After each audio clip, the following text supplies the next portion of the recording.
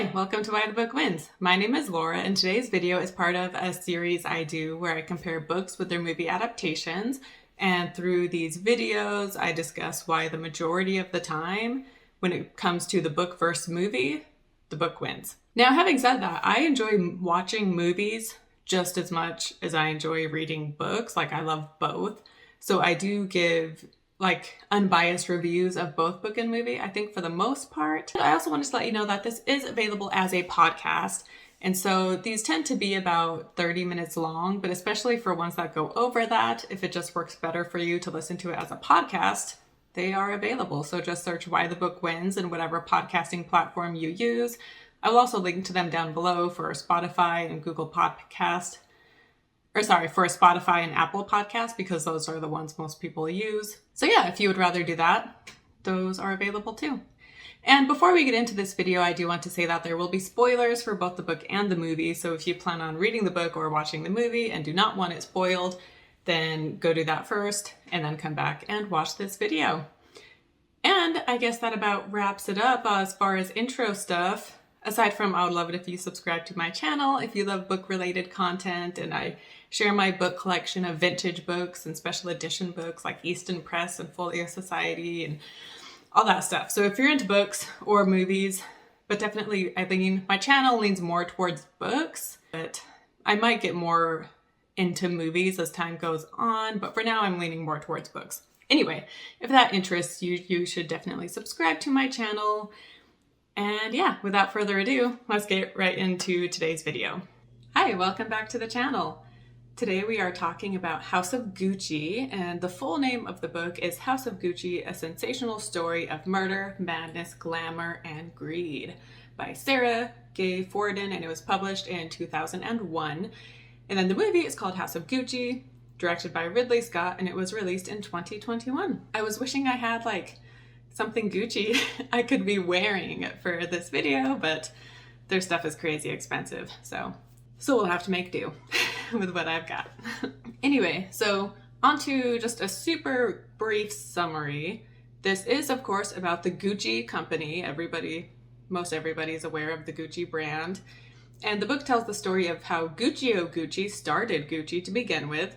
And then from there, his sons took over the business, Rodolfo and Aldo. There was also a third son, I can't remember his name, and he was not in the movie. But anyway, Rodolfo and Aldo are the main two. And then their own sons eventually became old enough to become part of the business as well. And so this group, which the main two are Maurizio and Paolo, so they are Guccio's grandsons, and when they became involved is when there started to be drama and backstabbing amongst the family members in the business.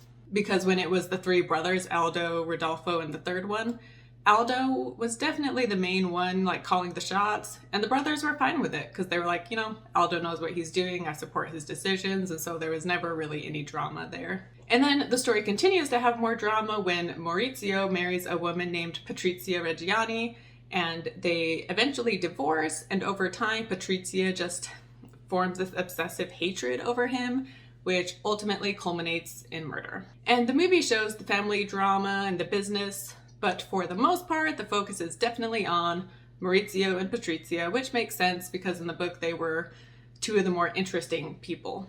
On to my thoughts on the book. So I was really excited to read this one because I enjoy nonfiction books like this, especially when it's, telling about a family. I really like books like that. Unfortunately, for me, this book just had too much business and corporate talk. And I guess I should have known that there was going to be a lot of business talk because it's about a business. But yeah, it was just too much. And Forden didn't write it in a way that made it interesting and accessible enough to someone who doesn't have a background in corporate, and someone who, like myself, who has no interest in that type of thing. I've read other books that maybe are about something I'm not super interested in, but they write it in a way that makes me interested. And Forden did not do that as far as the business side of things goes. The book is kind of weighed down by just what I thought to be dense writing about just corporate stuff that was going on. Forden, though, she clearly did a lot of research for this book, so I do respect that. But again, yeah, it just wasn't written in a way that I found very interesting.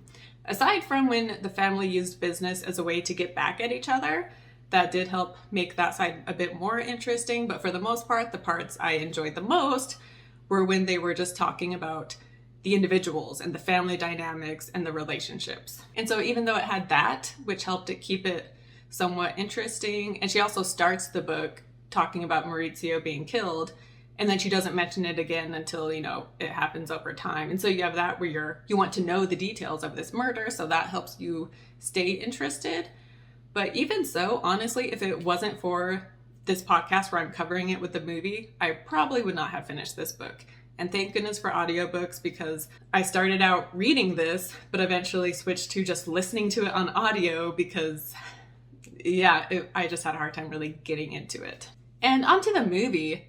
So I saw this movie fairly early on. Where I live, it came out on a Tuesday, and I saw it Wednesday morning. But enough people had seen it at that point online that I had seen a few like article titles. I didn't actually click on them, but you know, just less than stellar reviews based on these titles. And then I started the video, The Oscar Expert. He is a YouTuber and he reviews movies, he and his brother. And I started watching their video for it and they hated it basically. And so I went into it, you know, having that in the background where I knew people weren't loving this movie. However, I kind of did go into it with high hopes though, nonetheless. And the movie is over 2.5 hours long, but even so, I never once felt bored, and I thought the movie went by really quickly, which that could also be because I had read the book, and oftentimes when I'm watching a film adaptation of a book, even if the movie is long, it feels like it goes by quick, because as much as a 2.5 movie can include, there's still so much more that had been in the book, and so it just makes the movie feel like it goes fast sometimes, I think. But nonetheless, I left the theater feeling like that was an enjoyable theater experience and I enjoyed the movie. Having said that, while I was watching the movie, there were a few scenes that just, we'll talk about it, but there's some awkward scenes, but I think they're supposed to be awkward. And then there's other scenes where the characters just don't have the chemistry and I wasn't feeling it. And then there's other scenes where, we have a character who's clearly supposed to be the comic relief, but there's other parts where it's it seemed like it was supposed to be funny, but I couldn't tell for sure. It seemed like they're being funny, but at the same time, I couldn't tell if that was the intention or not. But so there was some I don't know, I was never bored, but there were just some scenes where there just wasn't as much chemistry between some of the characters. And I went into this movie knowing that they were going to focus on Patrizia. However, I was still disappointed that there wasn't more about the background of Gucci. We start the movie with Patrizia meeting Maurizio and are given very little information as to, the previous decades leading up to where Gucci is at that moment. Even if they had done a montage in the beginning explaining it, but there was nothing. The movie, though, does do a good job at lessening the corporate talk, and because there's not as much of it, and because when they do have it, a lot of it are the times when it involved family members getting back at each other or something. That helped make the corporate side of things more interesting. Which, funny enough, I did see another reviewer, I forget who this was, but they thought that the corporate side of the movie with Domenico de Sole was boring and they didn't like it. But it's funny because I was coming from the book where there was so much corporate talk that to me, I thought the movie included the perfect amount of corporate business stuff. And then the movie also changes the dates, specifically, I guess, they changed the date of when Maurizio and Patrizia were married, because in real life they were married in 1972, but the movie bumps it up to 1978. And it's only a 6-year difference. I don't know why they felt the need to do that, but they kept the date of Maurizio's death the same though, but anyway. And then one last thing about the movie, or at least my overall thoughts on the movie, is that all of the actors have fake Italian accents. And I have heard a lot of people complain about this, about how, that's never a good idea to do and just have people talk in the normal voices. However, it did not bother me. So, Lady Gaga is the main character, at least for the first 2 hours of the movie. The last half hour, maybe it becomes more focused on Maurizio, but none of their accents, I thought they were fine. Aside from one, which was Jared Leto, and I thought his was a bit too over the top, but I will be getting to him shortly. But overall, accents were fine and didn't bother me. It wasn't distracting. And on to the acting. So literally, everybody I'm going to talk about here, the main characters, have all at least been nominated for an Oscar, if not, having won one. and Ridley Scott as well. So this is just one of the most Academy Award jam-packed, casting that I've seen. It's a lot. So starting with Lady Gaga, she is wonderful as Patrizia Reggiani Gucci. I wouldn't say I don't know, I guess I went into it having high expectations because she was fantastic in A Star is Born. And so, yeah, she didn't blow me away, but I don't know. She was amazing, though. I don't want to downplay her acting because I thought she was fantastic, and I really don't have any critiques. I will say, though, I thought it was interesting. I read an article where Lady Gaga said that she purposefully did not want to meet the real Patrizia Gucci, who is still alive. And she also purposefully did not read the book that this movie is based on. And she said she didn't want any outside influences as to who Patrizia was. And she also stayed in character and prepared to be Patrizia for a year leading up to filming. And so she talked about how she was Patrizia for that whole year. And she read newspaper articles, but I don't know.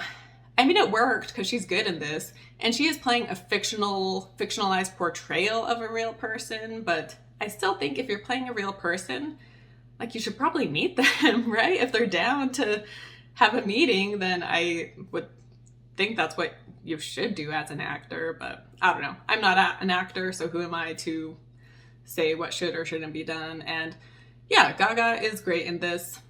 But yeah, anyway, I just thought that was an interesting choice. And also, real quick, I want to mention the wardrobe in this movie because there are so many great outfits. And specifically with Lady Gaga, she has that amazing ski outfit where it's the red ski jumpsuit and her fur hat. And then the day before when she arrives at the ski resort, she has this black outfit with jewelry and her furry hat. Yeah, even outside of the ski scenes, it's just a fantastic wardrobe all around for the men and the women. And I am sure it will get an Oscar nomination. But anyway, back to the acting. Next up, we have Adam Driver, who is great as Maurizio. I do have complaints with his character early on in the movie. He just is kind of bland in the first, 15 or 30 minutes.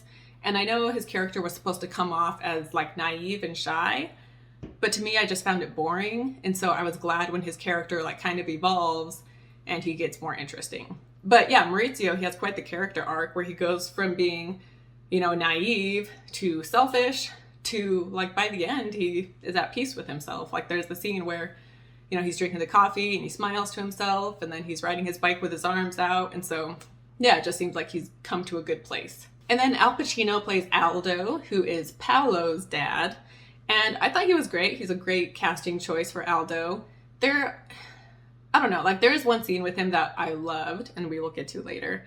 But there's another scene, and it's pretty brief, and it's him and Jeremy Irons having a conversation, and I don't know, that scene stands out in my mind is just, I felt like the two of them didn't have much chemistry. And considering they're brothers who are elderly and have known each other, for 70 years at that point, I don't know, I just didn't get that feel from them. But it was a pretty short scene, so I guess I shouldn't complain too much. And speaking of Jeremy Irons, he plays Aldo's brother and Maurizio's father, Rodolfo. He isn't in much of the movie, but what he is in, I thought he was good. In the movie, we learn how, as in real life, Rodolfo had been an actor when he was younger, and that is where he met his wife. And later in life, as the movie shows, he would watch a lot of his older films, especially once his wife passed away. But what the movie leaves out is that he had this pet project he would work on, this film, and he would combine clips from movies he and his wife were in, along with home video. And he kept tweaking it through the years, and he would have viewings, showings of it, and invite friends and family, and they would watch his latest rendition of this film. And then shortly before he knew he was going to die, he had one final viewing. And so that was he wasn't telling people he was dying aside from his family members, but his family knew that this was going to be the last time they would see that movie. And then we have Jared Leto. So he plays Paolo, who is Aldo's son. He is meant to be the comic relief in the movie, which, I don't know, this movie is a drama, but there is some comedy, and Paolo is the biggest part of that. And I don't know, it just didn't work for me. And I also went into it not knowing that he was going to be comedic, so I didn't watch the trailer or anything before watching this. And so yeah, maybe if I had known, if I watch it a second time, maybe I'll feel differently about it. But my first time watching it, I just felt like his jokes fell flat. And in the theater, there wasn't many people. It was maybe 10 to 15 people. And whenever his character said something that was supposed to be funny, no one in the theater was laughing. And so it was just kind of And it made me realize that I have only seen Jared Leto in serious roles. And I don't know, in my opinion, I think comedy is just not his forte. I will agree, it's impressive because he's playing a role so different than anything I've seen him in. But in his accent too was just so ridiculous, and like it was like Mario from Super Mario Brothers, and I don't know. And what's funny is since seeing the movie, I have watched other reviews, and like so many people praise Jared Leto, and they're like, he is the best part of this movie. And I just don't get it. Like I said, maybe I should watch it a second time and see what I think, but I don't know. I didn't love him in this. And there are people also who say they felt really sympathetic towards his character.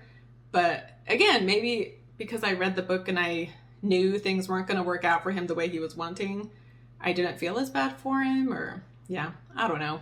I love Jared Leto though. Like I've talked about him in my episode for Girl Interrupted, but in junior high and high school, I had such a crush on him. I loved his band 30 Seconds to Mars, and we would watch his movies and we would watch his music videos so much because he was just such a good looker, but not a good looker in this movie with all of the makeup and prosthetics they had going on. But yeah, I don't know. I just wasn't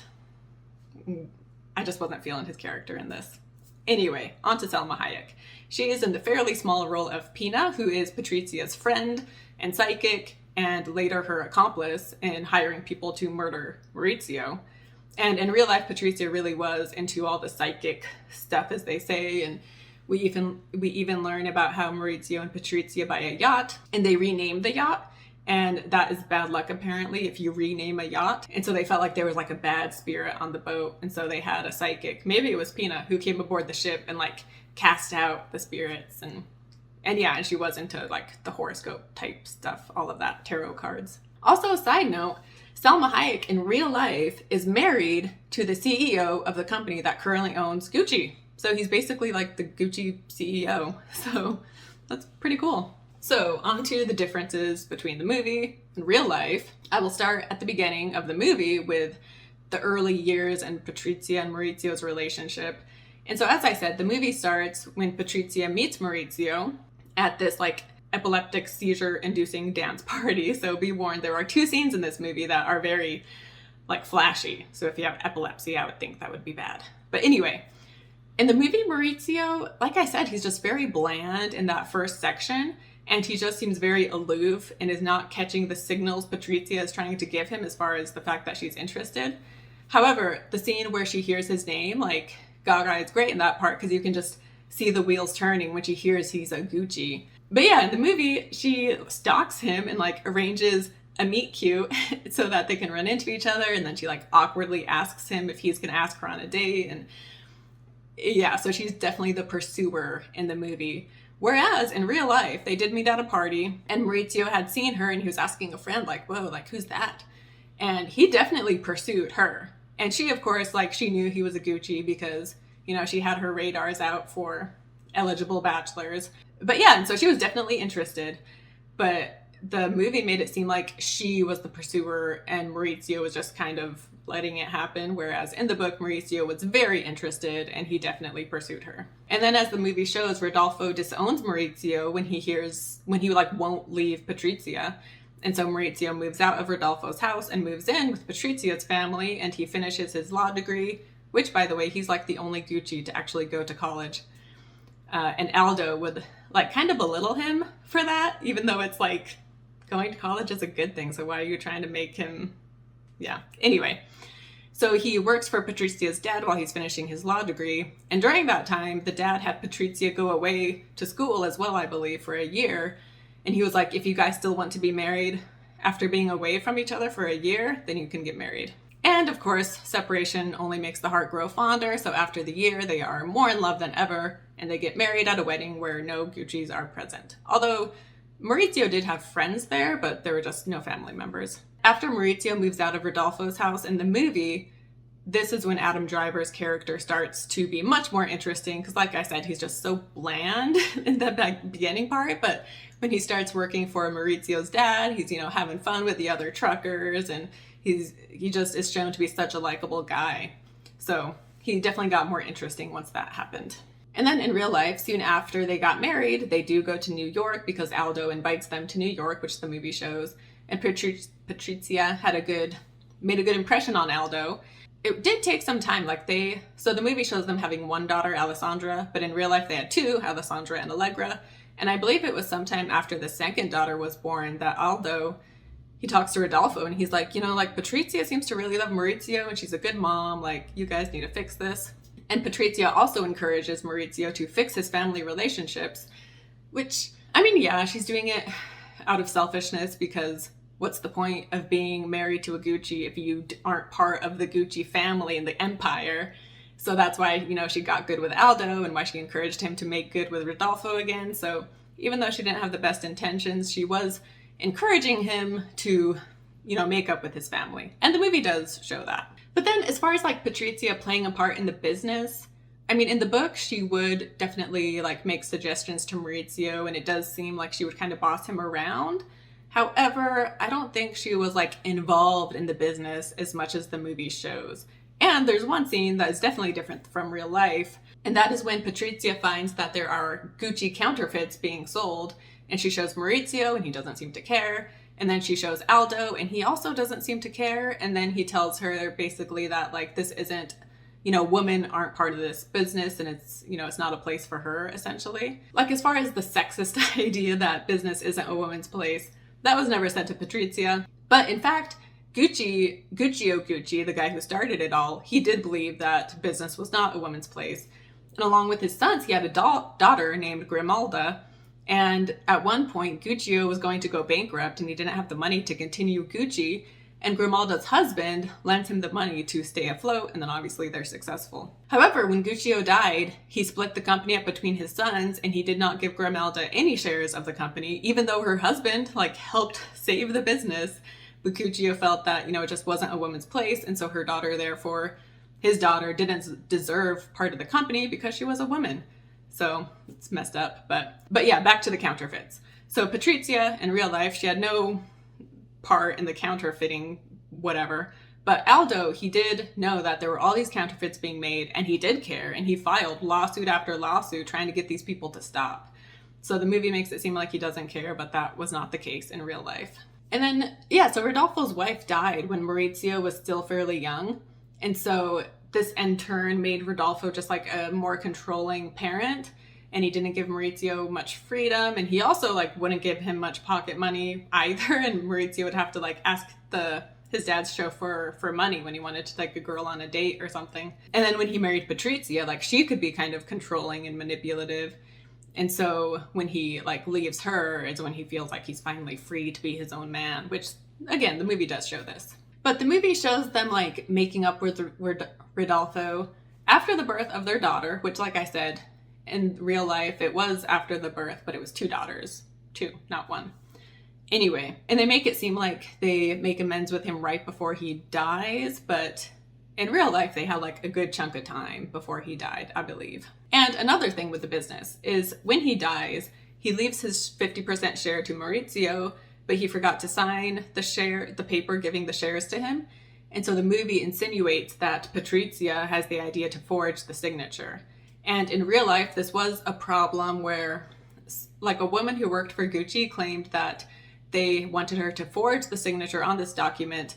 And so Maurizio was in court dealing with all of this. And ultimately the judge ruled in favor of Maurizio anyway. And then later on, documents were found in a safe, which proved that, Rodolfo was leaving it to Maurizio and there was no foul play there. But so yeah, Patrizia again wasn't involved in the forging of this signature.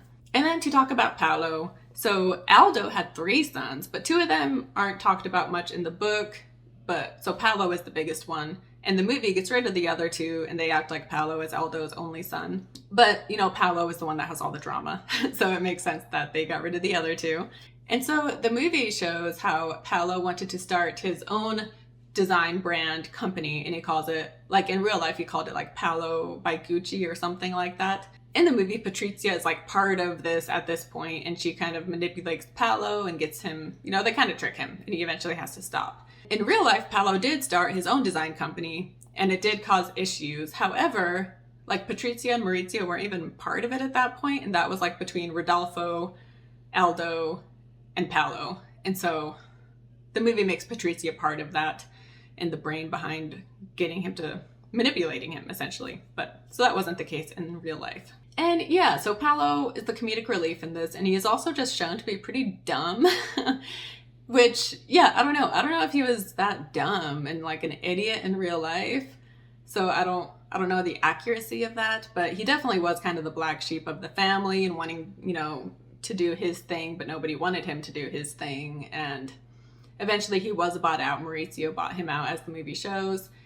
But yeah, anyway, I don't know if he was quite as dumb as the movie showed, but he did own pigeons, so that is true. And also a side fact, he and Aldo were both bigamists. So each of them had married a woman in Italy, I believe.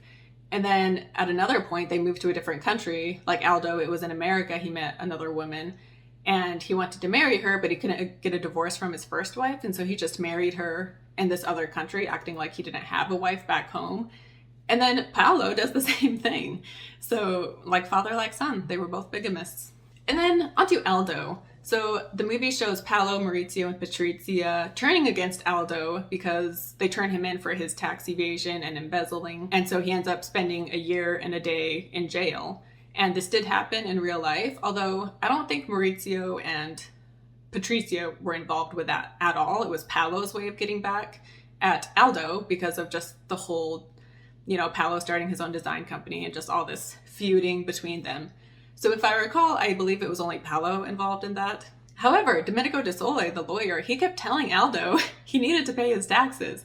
But Aldo had this Italian way of thinking where taxes aren't a big deal and, rich people can get away with not paying it, I guess. But de Sole was like, this isn't Italy. You need to pay these taxes. Ultimately, also he used the Gucci money as his own. Ultimately he ended up serving a year and a day in jail. And he was 80 at the time. So yeah. And then the movie shows Maurizio he buys Paolo out using InvestCorp, and then he also buys Aldo out. And the reason he needed to do that was because he had a vision for what he wanted to do with Gucci. And he couldn't do it because Aldo and Paolo weren't on board. And so he got InvestCorp to buy them out so that he could do what he wanted to do with Gucci. And the scene where they buy Aldo out is a great scene in the movie. Like, Al Pacino's acting is really powerful there, and the acting by everybody, even, I forget his name, but the leader of InvestCorp, like, his acting is a bit more subtle, but I thought he was wonderful. And then you have Maurizio, Adam Driver there, and Paolo is also there. And once again, this dramatic scene, and then we end with Paolo, like, being silly. But anyway, I love that scene. Very great. And the movie, like, they have this montage at the end where they say what happens to everybody, and Aldo ends up dying. But what they leave out is that he died soon after having to sell his shares of Gucci. I mean, he was getting old, but people say that, like, being part of Gucci just meant so much to him that when he died, even though he, got a crazy amount of money for selling, he just lost his will to live because he wasn't part of the Gucci business. And so that had a huge impact on him. And the movie, like I said, in that scene, it shows how hard it is for him, but it leaves out the fact that he died soon after. And also, like with Maurizio, in the book, in real life, I believe it was Rodolfo who, before he dies, he tells Patrizia, he's like, watch out for Maurizio, because once he gets a taste of power and money and, this position, it's going to change him. So, watch out for that. And it definitely did in real life and in the movie. He does get a bit power hungry, and he does become a bit more selfish and cold.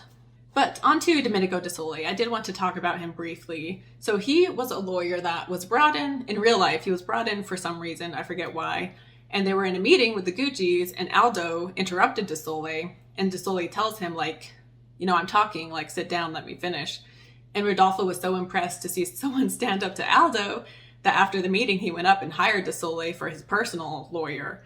And then once Rodolfo dies, Domenico de Sole just continued to work for the Gucci company. And then, as we see in the movie, in the end, de Sole becomes the CEO of Gucci once Maurizio is bought out. And the movie shows us briefly Tom Ford, the designer, but in the book we learn more about him. For one, he was hired by a woman named Dawn Mello. So Maurizio wanting to start this new phase in Gucci, he hires this woman from another company. He takes her, and her name was Don Mello from another fashion company.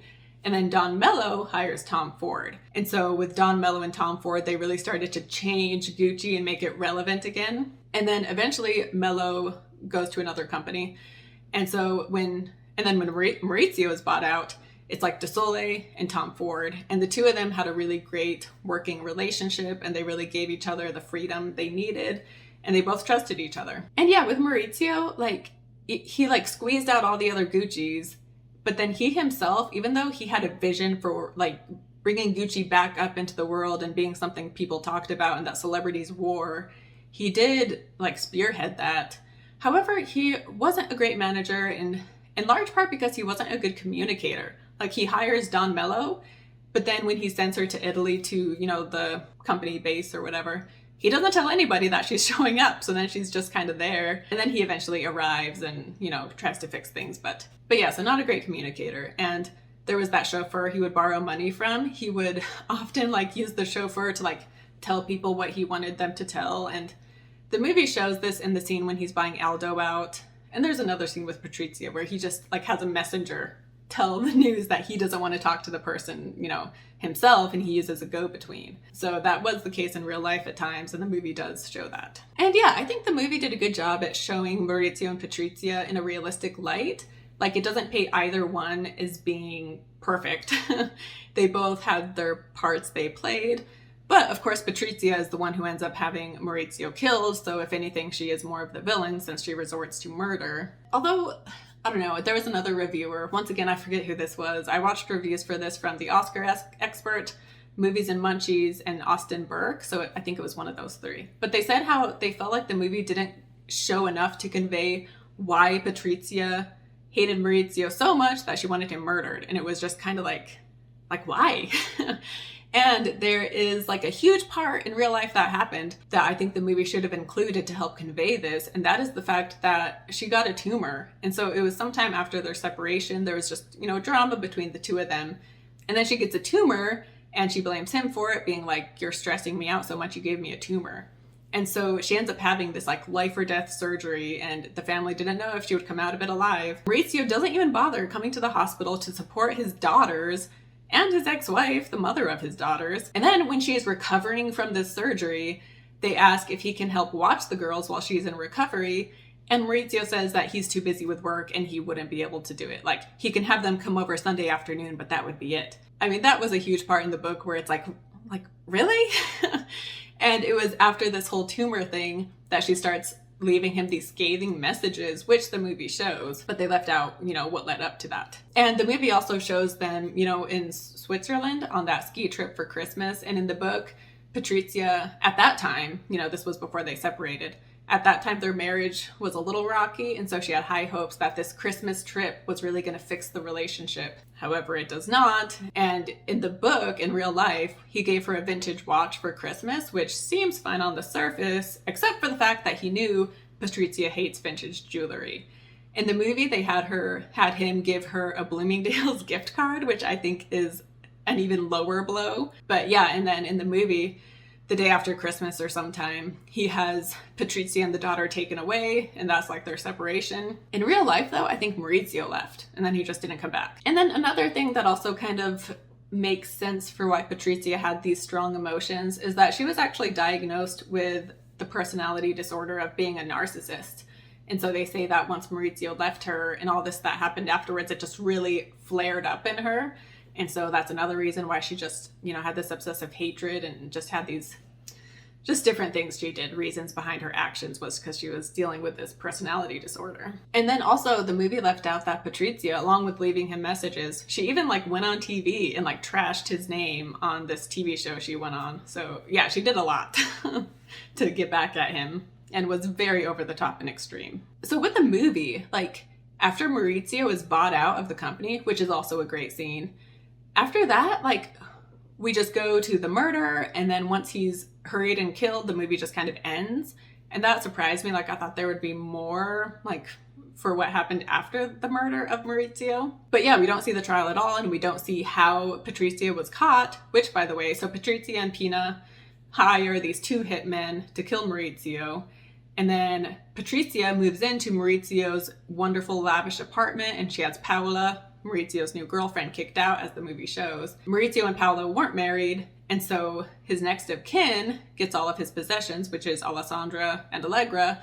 And then because they still live with Patrizia in turn, like, gets everything, basically. And so as time went on, these two hitmen and Pina were like, she's like living in luxury and we deserve more money. Like, she's clearly got it. And so they start asking her for more money.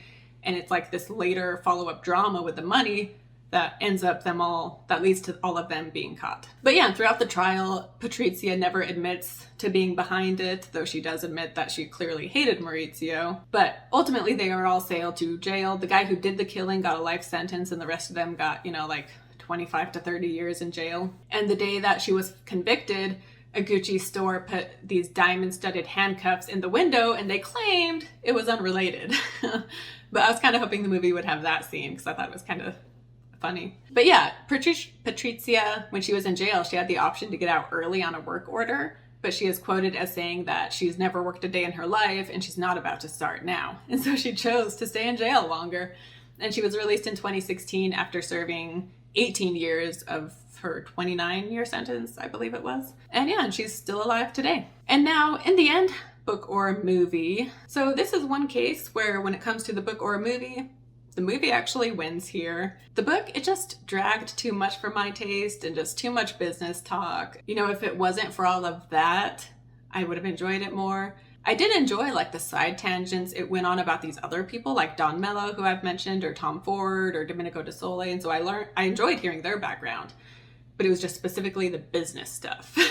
Too much of that. However, I will say, I think because I had read the book and had all this knowledge about the Gucci family, I think it helped me enjoy the movie more because I was able to fill in the blanks that the movie left as far as, the relationships or even the business stuff. So yeah, even though I didn't love the book, even though I liked the movie better, I think the book helped me like the movie more than if I'd gone in cold and not known anything. And yeah, the more I think about the movie, like it's been a few days now since I saw it, and yeah, kind of the more I think about it, the more I'm liking it too. And I would definitely want to see it a second time at least. And also, like kind of random, but so I avoid trailers before going to see a movie that I know I'm going to see. I won't watch any trailers.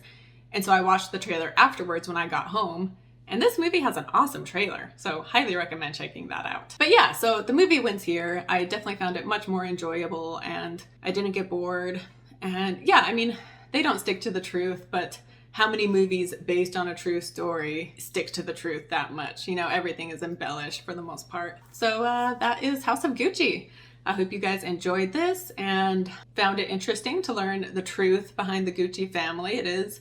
They do have a fascinating story, and so it makes sense that it has been turned into a book and now a movie. Yeah, if you found the movie lacking in ways, I would suggest I wouldn't recommend this book to many people because like I said, it got boring. But I suggest researching the Gucci family, or by watching this video, you've learned more about the Gucci family. So maybe by watching this video or listening to it in podcast form, maybe you will now appreciate the movie even more. So thanks for watching. Comment down below your thoughts and what you thought of the movie. Did you like Jared Leto's character or did you find him annoying? Yeah, so those listening to this on podcast, by the way, head over to my YouTube channel and subscribe. It would mean so much to me. People watching the YouTube channel, please subscribe. It would mean so much to me. Yeah, I do lots of book and movie comparisons and then lots of just book videos in general showing off my book collection. Anyway, thanks again for listening. Thanks again for watching. And join me next week where I am going to be talking about Beloved by Toni Morrison. And I'm really excited for this one. I love the book so much. So I'm excited to get to talk about the book and movie and just really give an analysis of it because there's just so much to sink your teeth into in Beloved. Excited for you guys to hear that one next week. And I will see you next time. Bye.